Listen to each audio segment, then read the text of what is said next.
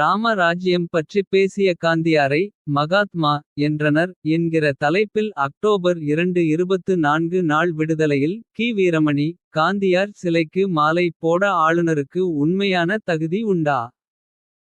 காந்தி சிலைக்கு மாலை போட ஆளுநர் எடுத்து கொள்ள யாருக்கு உண்மையான தகுதியும் உரிமையும் உண்டு? காந்தியாரை சமூக நீதி பக்கம் திரும்ப வைத்தது பெரியாரின் மண்தான்.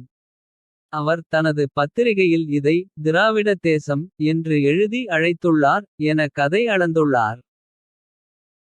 காந்தியின் சிலையை உடைக்கச் சொன்ன ஈ. ராமசாமியை தலைவனாக கொண்டிருக்கிற அவர் அடிமைகளெல்லாம் காந்தியை பெருமையாக பேசும்போது ஆளுநர் மாலை போட்டதில் தான் தீக்க ஆசாமிகளுக்கு மானம் போய்விட்டதா? என்றைக்காவது ஒரு தீக்க ஆசாமி காந்தி சிலைக்கு மாலை போட்டிருந்து இந்த கேள்வியை கேட்டிருந்தால் நீ யோக்கியன். நாங்கள் போடுகிற அளவுக்கு காந்தியாருக்கு தகுதி இல்லை என அவனும் மாலை போட மாட்டான். போடுகிற நபர்களையும் விமர்சிப்பான். ஈ. ராமசாமி அறிவு நாகரிகமற்று சொன்னது ஆளுக்கொரு காந்தி பொம்மையை உடையுங்கள். வீட்டில் மாட்டியுள்ள படத்தை ரோட்டில் வீசி எறியுங்கள். இப்படிச் செய்தால் நம் உணர்ச்சியை கண்டு துரோகம் செய்ய பயப்படுவர்களே. மந்திரிகள் நாடு பிரியக்கூடாது என்று சொல்ல மாட்டார்களே. காந்தி இன்னின்ன துரோகம் செய்து எங்களை அடிமையாக்கிவிட்டார் அடிக்கோடு என்று விவரம் சொல்லிக் கொடுத்து என்கிறேன். நீங்கள் வேண்டுமானால் காந்தி ஒன்றும் செய்யவில்லை. நான் தான் செய்தேன் என்று தைரியமாய்ச் சொல்லுங்கள். முடியுமா? காந்தி ஒன்றும் அபூர்வ புருஷர் அல்லர். பார்ப்பான் அப்படி பாமர மக்கள் நம்பும்படி மகாத்மா ஆக்கினான். இப்போதல்ல. அப்போதே நான் குடி அரசில் இதை எழுதி இருக்கிறேன். ரிஷிகளுக்கு எவ்வளவு அறிவோ அவ்வளவுதான் காந்திக்கும். அவரை பார்ப்பனர்கள் மகாத்மா ஆக்கிவிட்டார்கள். மகாத்மா வேஷத்தை காப்பாற்றிக் கொள்ளவே அவருக்கு வேலை சரியாய்ப்போகிறது என்று எழுதியிருக்கிறேன். அக்டோபர் 9, 57 விடுதலை.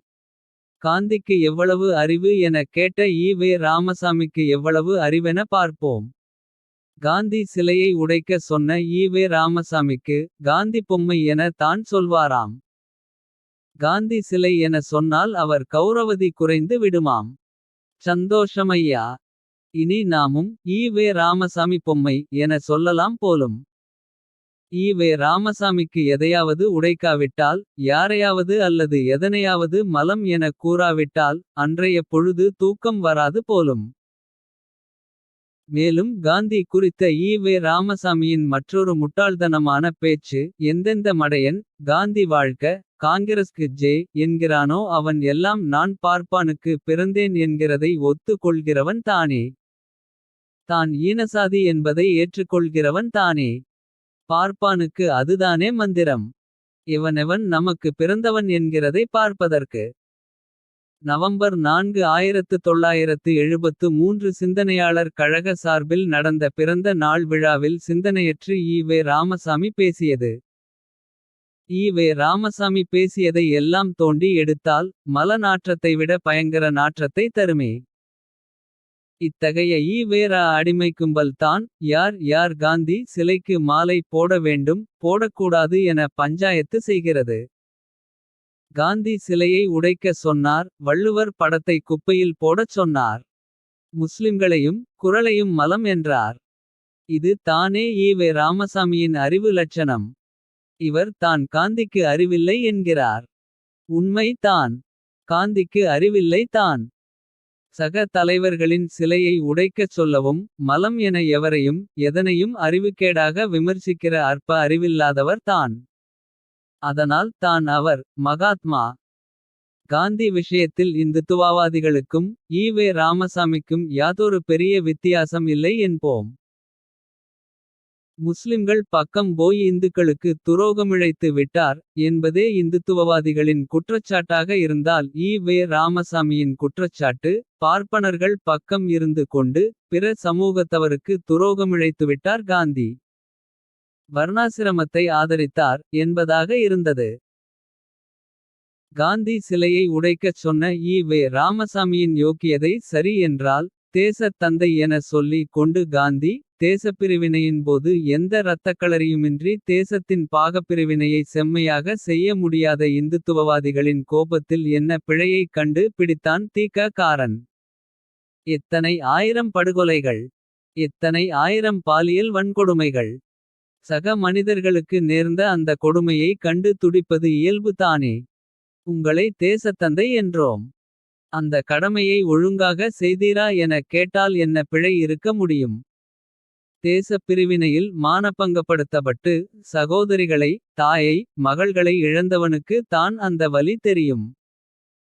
மலேசியாவும் சிங்கப்பூரும் தனி தனி நாடுகளாக பிரிந்தது. இத்தனை இரத்தக்களரி இருந்ததா. இது போல் உதாரணம் சொல்ல எத்தனை உதாரண நாடுகள் உள்ளன. ஈ.வே. ராமசாமியெல்லாம் தேசப் பிரிவினையின் போது நடந்த அவலங்களை பார்த்து கல்லுளிமங்கனைப் போல் தான் இருந்தார். அதனால் இந்துத்துவவாதிகளின் காந்தி மீதான கோபம் தீக்க பேர்வழிகளுக்கு சாதி என்கிற வட்டத்திற்குள் தான் சுற்றும். தேசப் பிரிவினையின் போது பல விஷயங்கள் தொடர்பாக முகமது அலி ஜின்னாவுக்கு கடிதமெல்லாம் எழுதினார் ஈ.வே. ராமசாமி. இந்தியா பாகிஸ்தான் என இரண்டாக பிரிகிறீர்கள். நல்லது. ஆனால் மனித சமூகமே வெட்கப்படும் விதமான இத்தகைய காட்டுமிராண்டித்தனத்தை செய்து பிரிய வேண்டுமா என எழுதவில்லையே. அப்படி எழுதி இருந்தால் தானே பகுத்தறிவாதி என சொல்லிக் கொள்ளும் நபருக்கு அழகு. ஆனால் ஈ.வே. ராமசாமி என்ன செய்தார். தானொரு பகுத்தறிவாதி என்பதையே மறந்து ஒரு மதவாதியிடம் போய் நீங்கள் பாகிஸ்தானை பெற்றது போல் எங்களுக்கு திராவிடஸ்தான் பெற்று தாருங்கள் எனக் கேட்டார். கடையில் விற்கிற பொருள் போல் நினைத்துவிட்டார் போல வாங்கிக் கொடுக்க. ரஷ்யாவுக்கெல்லாம் போய் அந்த நாட்டை பார்த்து பிரமித்ததாக சொல்லும் ஈ.வே. ராமசாமி. சோஷலிசவாதிகளின் துணை கொண்டு திராவிடஸ்தான் பெற்று இருந்தால் தானே அவர் நாத்திக அறிவுக்கு பெருமை. அதை விடுத்து ஜின்னாவின் காலில் விழுந்து தனி நாட்டுக்கு ஆவண செய்யும்படி கேட்டார். யாரிடம் எதை கேட்பது எனக் கூட தெரியவில்லை என சொல்லலாமா. ஈழத்தில் ஐ.பி.கே.எப் அட்டூழியங்கள் செய்ததாலேயே ராஜீவ் காந்தி படுகொலை நடத்தப்பட்டது என திராவிட பேர்வழிகள் கூறுவதற்கு எந்த கண்டனத்தையும் தெரிவிக்காத கி. வீரமணி. காந்தி படுகொலையை மாத்திரம் பேசுவது அவர்களின் அரைவேக்காட்டு அறிவை தான் காட்டுகிறது. ஆளுநர் இந்துத்துவவாதியாம். காந்தியை இந்துத்துவவாதிகள் கொன்றுவிட்டார்களாம். அதனால் மாலை போடக்கூடாதாம். சரி, ஆனால் அதை பாடமெடுக்கக்கூடிய அளவுக்கு கி. வீரமணி யோக்கிய சிகாமணியா. தமிழர் தலைவர் அமிர்தலிங்கம் படுகொலைக்கு துணை போன புலிகளுடன் முள்ளிவாய்க்கால் படுகொலை வரை ஜோடி போட்டுவிட்டு. சென்ற மாதம் இலங்கைக்கு போன கி. வீரமணி அங்கே அமிர்தலிங்கம் படுகொலைக்காக அழுதார். ஐயோ, உங்களையா கொன்றுவிட்டார்கள் என அழுது புரண்டார். அமிர்தலிங்கம் படுகொலை செய்யப்பட்டபோது தான் புலிகளை கண்டிக்கவில்லை என்றால். அமிர்தலிங்கம் பிறந்த நாள் விழாவில் கலந்து கொண்டபோதாவது. அவர் தொண்டினை தலைமை பண்பை எல்லாம் பாராட்டி பேசிய கி. வீரமணி. யாரால் படுகொலை செய்யப்பட்டார் என்பதையோ படுகொலைக்கு காரணமானவர்களையோ கண்டிக்காமல் அறிவில் வேசித்தனத்தை தானே கொண்டிருந்தார். அவர் கேட்கலாமா ஆளுநர் காந்தி சிலைக்கு மாலை போடலாமா என.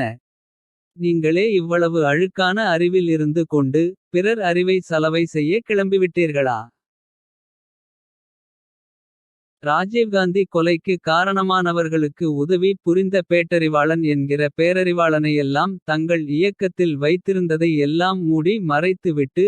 32 ஆண்டு கால சிறைவாசத்திற்கு பிறகு சிறையிலிருந்து வந்த நபரை பெரியார் திடலில் கட்டிப்பிடித்த பேர்வழிகளெல்லாம் இன்றைக்கு படுகொலை செய்யப்பட்ட ராஜீவ்காந்தி புதல்வர் ராகுல்காந்தியுடன் நட்பு பாராட்டுகிறார்கள் என்றால் இரட்டை வேட பேர்வழிகளாக இருந்தால் தானே சாத்தியம்.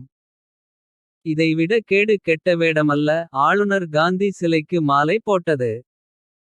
ராகுல் காந்தி பெரியாரைப் பற்றி பேசிவிட்டார் என புளகாங்கிதம் அடைகிற கி. வீரமணி. அப்பா ராஜீவ்காந்தியை கொன்றவர்களைப் பற்றி பேசுவதற்கு திராணி கொண்டவரா. இவ்வாறான யோக்கியதையுடன் தங்களை வைத்து கொண்டு. காந்தியார் சிலைக்கு மாலை போட ஆளுநருக்கு உண்மையான தகுதி உண்டா என கேட்கிறார். நிச்சயம் உங்களை விட அதிக தகுதி உண்டு என்பதே நம் பதில். யாரையாவது அல்லது எதைப் பற்றியாவது விமர்சிக்கத் தோன்றினால். விமர்சிப்பதற்கு முன் அதற்கான தகுதி தங்களுக்கு உள்ளதா என ஒரு நொடி யோசியுங்கள். யோசித்தால் தான் எதைப் பற்றியுமே பேசுகிற அருகதையே தங்களுக்கு இல்லை என்பது விளங்கும். சிந்தித்தால் வீணாக வாங்கி கட்டிக் கொள்வதிலிருந்து விடுதலையாவது கிடைக்கும். கி. வீரமணி.